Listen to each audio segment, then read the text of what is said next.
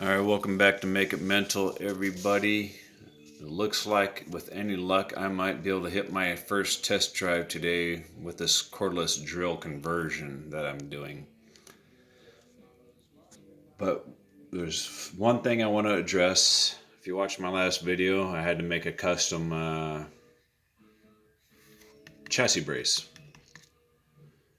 And then if you have to make a custom chassis brace and you're worried about flex, you can always add something to make it more stiff if you wanted to, such as something like this, right?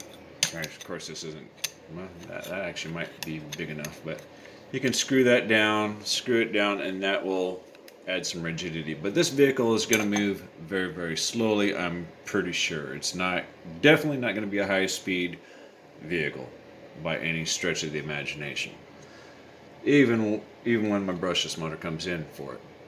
So what I want to do is address a concern that I had with my Short Course Pro Edition, which is the brushless version of this Red Cat Racing short course truck. Is every time I go through the sand or the mud or the grass, the E.S.C and the fan would get clogged with grass, dust, mud, twigs, dirt, leaves, whatever the case may be, and then the fan would stop working, so it wouldn't cool off the E.S.C properly. So I had to I'd made a little bridge to elevate it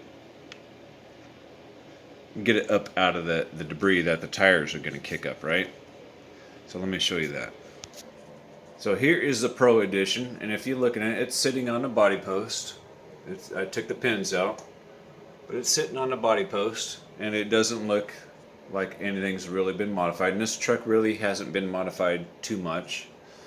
I mean, it's still running stock components, but if I take the body off,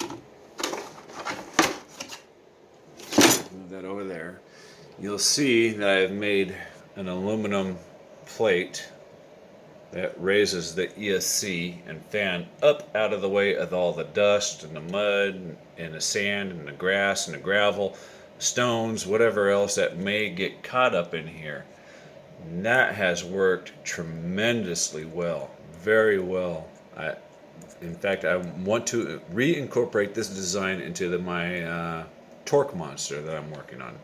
As you can see, the motor's fairly dusty by comparison to the E.S.C. So I just used some double-sided tape, and it works. It's thrown off the center of gravity just a little bit, but it's not that bad. It's well worth it. It looks funky right now, but when the body was on it, you didn't even know that was there, and it works perfectly. So I'd like to reincorporate that design, but I want to make it a little bit neater. So there's a brushed E.S.C, and then there's the receiver. I want to do something with that, something like that. But I want to get this up out of the way of the dirt. In fact, I'd like to put it as close as possible to the roof line, but I think I'm going to change bodies later on in the future, so that either way, I want to get it up in the air. So this might change from here to here, or somewhere here or here, or wherever the case may be. But I want to get it up close to the roof line. In fact, I'd actually like to expose these vanes, these vents, these heat sink to the air, if I could. If I could expose it to the air, that would be awesome.